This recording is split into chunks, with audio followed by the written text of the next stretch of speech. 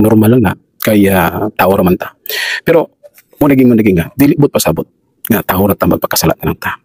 Kung dili himuon nato ang maayo. Sayang kayo. Sayang kayo. Adon na kaya tibok na pamilya.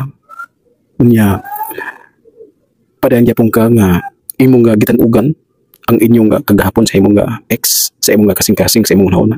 Padagingon nga kalimti. Kalimti ang imong ex.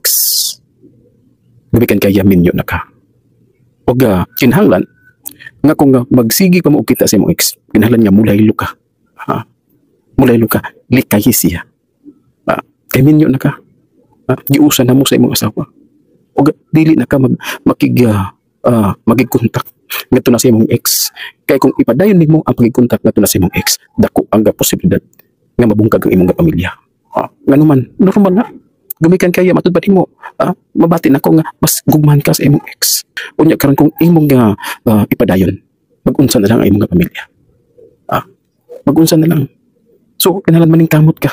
Dig-uno nimo ang imong kasing-kasing. Normal na nga aduna patay mga kining gibati, pero manigingon nga sabto nato nga pamilyado na ta og kinahanglan nga focus ka sa imong pamilya.